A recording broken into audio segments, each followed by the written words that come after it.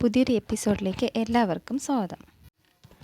ആദ്യം തന്നെ കാണിക്കുന്നത് നയന ഇങ്ങനെ പുറത്തോട്ടൊക്കെ നോക്കി വളരെയധികം ടെൻഷൻ അടിച്ചിരിക്കുന്നതാണ് കേട്ടോ. എന്നിട്ട് വന്ന് ഇരിക്കുന്നുണ്ട്, പിന്നെയും പുറത്തോട്ടൊക്കെ നോക്കുന്നുണ്ട്. ആ സമയത്താണ് അവിടേക്ക് നവ്യ വരുന്നത് കേട്ടോ. നവ്യ ഒന്ന് പറയുന്നുണ്ട്, ഇത്രയും നേരമായിട്ട് നന്ദുവിനെ വിളിച്ചിട്ട് കിട്ടുന്നുമില്ല, അതുകൊണ്ട് അമ്മ വഴക്ക് പറഞ്ഞുകൊണ്ടിരിക്കുകയാണെന്നൊക്കെ. ഫോണും സ്വിച്ച് ഓഫാണ്, വിളിച്ചിട്ട് കിട്ടുന്നുമില്ല എന്നൊക്കെ. അപ്പോൾ നയന പറയുന്നുണ്ട്, അത് കിട്ടാത്തതിൻ്റെ കാര്യം ഫോണ് സ്വിച്ച് ഓഫ് ആയത് പോലീസുകാർ സ്വിച്ച് ഓഫ് ആക്കിയതായിരിക്കും എന്നൊക്കെ. ആദർശേട്ടനും അവിടുന്ന് ഇറങ്ങിയിട്ടുണ്ടെന്നാണ് പറഞ്ഞത് എന്നൊക്കെ ഇങ്ങനെ നയന പറയാണ് കേട്ടോ. പറയുന്നുണ്ട് കേട്ടോ, ഇനി എത്രയെന്ന് വെച്ചാൽ മറച്ചു വെക്കുക അമ്മയുടെ നിന്ന് അച്ഛൻ്റെ അടുത്തുനിന്നൊക്കെ. അപ്പോൾ നയന പറയുന്നുണ്ട്, എന്തായാലും ആദർശേട്ടൻ വരട്ടെ എന്നൊക്കെ ഇങ്ങനെ പറയുന്നുണ്ട്. അപ്പോൾ ഗോവിന്ദനും കനയും കൂടെ ഇങ്ങോട്ട് വരുന്നുണ്ട് കേട്ടോ. എന്താ മോളെ നന്ദുവിനെ വിളിച്ചിട്ട് എടുക്കാത്തത്? മിക്കവാറും അവൾ ആഘോഷിക്കുകയായിരിക്കും എന്നൊക്കെ കനക ഇങ്ങനെ പറയുന്നുണ്ട് കേട്ടോ. പക്ഷേ ഇന്ന് നിങ്ങൾ രണ്ടുപേരും ഇവിടെ ഉണ്ടെന്ന് അറിയാമെന്നല്ലേ? പക്ഷേ എന്നിട്ട് അങ്ങനെയാണെങ്കിൽ അവളിവിടെ സാധാരണ ഫ്രണ്ട്സിൻ്റെ കൂടെ കറങ്ങാതെ അവളിവിടെ വരേണ്ടതാ എന്നൊക്കെ ഇങ്ങനെ കനകയും പറയുന്നുണ്ട്. ആദർശ് അവിടേക്ക് വരുന്നത് കേട്ടോ.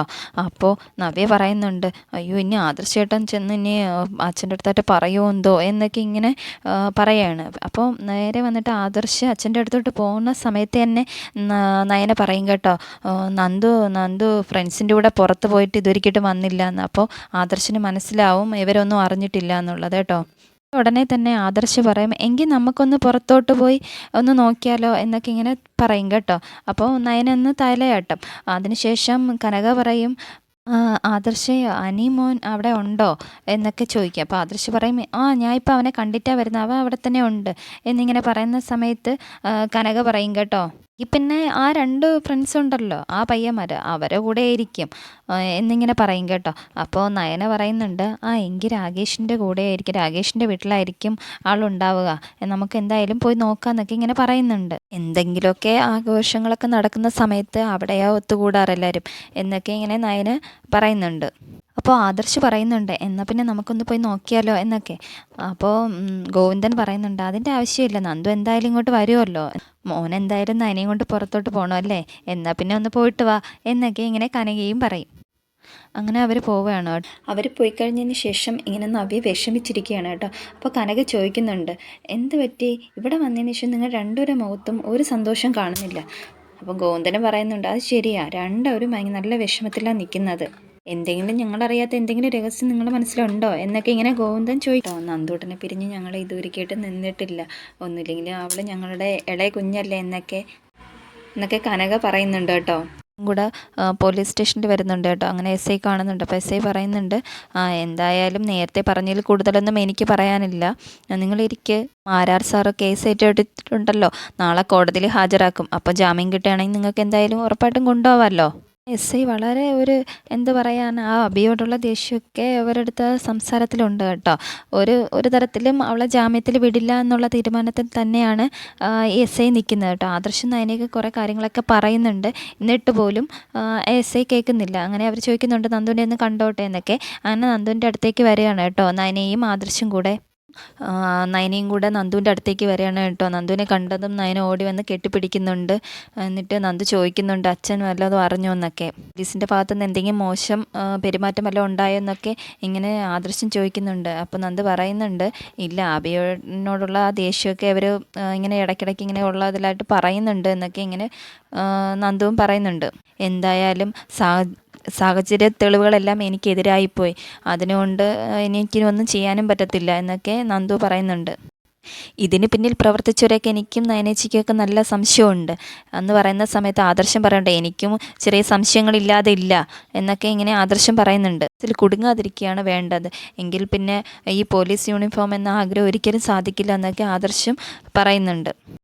നീ ടെൻഷനൊന്നും അടിക്കണ്ട, മാരാർ വർക്കിലല്ലേ, എന്തെങ്കിലും ഒരു അത്ഭുതം കാണിക്കാതിരിക്കില്ല എന്നൊക്കെ ആദർശം പറയുന്നുണ്ട്. എന്തായാലും ഞങ്ങൾ പോയിട്ട് വരട്ടെ എന്നൊക്കെ ആദർശ് പറയുന്ന സമയത്ത് നയന പറയുന്നുണ്ട്, ഇവളിവിടെ ആക്കിയിട്ട് പോകുമ്പോൾ മനസ്സ് വരുന്നില്ല മോളെ എന്നൊക്കെ നയനയും പറയുന്നുണ്ട്. അങ്ങനെ നയനയും ആദർശും കൂടെ കാറിലിരുന്ന് സംസാരിക്കുന്നുണ്ട്, എങ്ങനെ ഈ വിവരം നമ്മുടെ അച്ഛനോടും അമ്മയോടൊക്കെ പറയും. എന്തായാലും നന്ദു പറഞ്ഞത് ശരിയാ, അനാമികയും അവിടെ അച്ഛനും അമ്മയായിരിക്കും ഇതിന് പിന്നിൽ. അച്ഛനും അമ്മയും കാത്തിരിക്കുകയായിരിക്കും നമ്മൾ നന്ദുവിനെയും കൊണ്ട് വരുമെന്നും പറഞ്ഞിട്ട്, നമ്മൾ എന്തായാലും ഇനിയിപ്പോൾ എന്ത് ചെയ്യുമെന്നൊക്കെ ഇങ്ങനെ നയന വളരെ വിഷമത്തോടെ ഇങ്ങനെ ആദർശിനോട് സംസാരിക്കുന്ന സമയത്ത് പറയുന്നുണ്ട്, എന്തായാലും ഇനിയിപ്പോൾ അവരെ അറിഞ്ഞാലേ പറ്റത്തുള്ളൂ, നമ്മൾ അവരുടെ അടുത്ത് ചെന്നിട്ട് പറയാമെന്നൊക്കെ.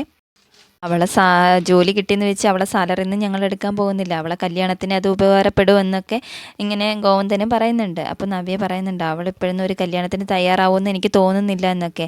ഒരു കനക പറയുന്നുണ്ട് എന്തായാലും അവൾ എസ് ഐ സെലക്ഷൻ ഓക്കെ ആയിരുന്ന സമയത്ത് അവൾക്കൊരു ഗിഫ്റ്റ് സ്വർണ്ണമോതിരം കിട്ടിയിട്ടുണ്ടായിരുന്നു, അത് അവളെ ഫ്രണ്ട്സ് കൊടുത്താണെന്നാണ് പറയുന്നത്. പക്ഷെ എനിക്ക് നല്ല സംശയമുണ്ട് അത് അനിയാണോ കൊടുത്തതെന്നൊക്കെ കനക ഇങ്ങനെ പറയുന്നുണ്ട്. പറയുന്നുണ്ട് അനിയും അനാമികയും തമ്മിൽ നല്ല രീതിയിലല്ല പോയിക്കൊണ്ടിരിക്കുന്നതെന്നൊക്കെ. അപ്പോൾ ഇത് കേട്ടിട്ട് ഗോവിന്ദനും പറയുന്നുണ്ട് അതിൻ്റെ പേരിൽ ഒരിക്കലും നന്ദുവായിട്ട് അനി അടുക്കാനുള്ളത് കാരണമാവരുത്, അത് തെറ്റാണെന്നൊക്കെ ഇങ്ങനെ അവർ പറയുന്നുണ്ട് കേട്ടോ. കനക പറയുന്നുണ്ട് എനിക്ക് പേടിയത്ര ആ ജോത്സ്യം പറഞ്ഞതാ എന്നൊക്കെ ഇങ്ങനെ പറയുന്നുണ്ട്. അപ്പം ജോത്സ്യം എന്താ പറഞ്ഞതെന്നൊക്കെ നവ്യ ചോദിക്കുന്നുണ്ട്. അപ്പോൾ പറയുന്നുണ്ട് എന്തായാലും അവളെ സ്നേഹിച്ച പയ്യനെ തന്നെ വിവാഹം കഴിക്കുമെന്നൊക്കെ. അപ്പോൾ നവ്യ പെട്ടെന്ന് പറയുന്നത് നന്ദു സ്നേഹിച്ചത് അനിയല്ലേ, അവനെയാണോ കല്യാണം കഴിക്കുമെന്നൊക്കെ എന്നൊക്കെ ഇങ്ങനെ നവ്യയും പറയുന്നുണ്ട്. ആ സമയത്തേക്ക് അവിടേക്ക് ആദർശും നയനയും വരുന്നുണ്ട് കേട്ടോ. ഗോവിന്ദൻ പറയുന്നുണ്ടോ അവർ വന്നല്ലോ, എന്തായാലും നന്ദുവും കാണും എന്നൊക്കെ പറഞ്ഞിട്ട് നോക്കുന്ന സമയത്ത് നന്ദു ഇല്ല, അയ്യോ നന്ദു ഇല്ലല്ലോ എന്നൊക്കെ ഇങ്ങനെ കനയും പറയുന്നുണ്ട്. നന്ദുവിനെ കണ്ടില്ലേ എന്നൊക്കെ. അപ്പോൾ നയന പറയുന്നുണ്ട് കണ്ട്. അപ്പോൾ ആദർശ് പറയുന്നുണ്ട് നന്ദുവിനെ ഞങ്ങൾ കണ്ടായിരുന്നു, വേറെ കുഴപ്പമൊന്നുമില്ല, അമ്മയച്ഛന് വിഷമിക്കല്ലേ, അപ്പോൾ നാളെ അവൾ വരത്തുള്ളൂ എന്ന്. അപ്പം ഗോവിന്ദ പറയുന്നുണ്ട് അതിന് നാളെ 5 മണിക്ക് അവൾക്ക് ഇവിടുന്ന് പുറപ്പെടേണ്ടത്, പിന്നെ നാളെ വരുമെന്ന് പറഞ്ഞാൽ എങ്ങനെയാ എന്നൊക്കെ പറയുന്നുണ്ട്. ആ യാത്ര മുടങ്ങുക വെച്ചാൽ എന്താ കാരണമെന്നൊക്കെ ഗോവിന്ദൻ പെട്ടെന്ന് ചോദിക്കുന്നുണ്ട്. അമ്മയെ വിഷമിക്കുമെന്ന് വെച്ചിട്ട് എവരാരും നടന്ന കാര്യങ്ങളൊന്നും പറയാത്തത്, നന്ദുവിനെ ഒരു കള്ളക്കേസിൽ കുടുക്കിയിരിക്കുക എന്നൊക്കെ, ലോക്കപ്പിലാണ് ഉള്ളതെന്നൊക്കെ, അവിടെ പോയി ഞങ്ങൾ കണ്ടിട്ടാണ് വരുന്നതെന്നൊക്കെ പറയുന്നുണ്ട്. അപ്പോൾ കനക ഇത് കേട്ട് ഭയങ്കര വിഷമിച്ച് ഷോക്കായിട്ടിരിക്കുകയാണ് കേട്ടോ. അവളെ കോടതിയിൽ ഹാജരാക്കിയിട്ടേ ജാമ്യം കിട്ടുള്ളൂ എന്നൊക്കെ ആദർശ് പറയുന്ന സമയത്ത് കനക വളരെയധികം വിഷമിക്കുന്നുണ്ട്, അതുപോലെ നല്ല രീതിയിൽ കരയുന്നുമുണ്ട്. അപ്പം നയന പറയുന്നുണ്ട് വഴി കൂടെ പോയ ഒരു പെൺകുട്ടിയെ വളരെ മോശമായിട്ട് ഒരു പയ്യ പെരുമാറുകയും അതിന് നന്ദു എങ്ങനെ ഇടപെടുമെന്ന് അറിയാമല്ലോ അമ്മ എന്നൊക്കെ, അപ്പോൾ അവനെ തല്ലുകയും ചെയ്യും അതിൻ്റെ പേരില എന്നൊക്കെ ഇങ്ങനെ പറയുന്നുണ്ട്. ഞാൻ 1000 തവണ പറഞ്ഞിട്ടുണ്ട് വഴി കൂടെ പോണ വയ്യാവേലികൾ എടുത്ത് തലയിൽ വെക്കല്ലോ എന്നൊക്കെ, പക്ഷേ എന്ത് ചെയ്യാനാന്നൊക്കെ പറഞ്ഞിട്ട് കനക ഭയങ്കരമായിട്ട് വിഷമിച്ച് തളർന്നിരിക്കുകയാണ് കേട്ടോ. അപ്പോൾ നവ്യ കനകയും വിളിച്ചിട്ട് അങ്ങ് റൂമിലേക്ക് കൊണ്ടുപോകുന്നുണ്ട്.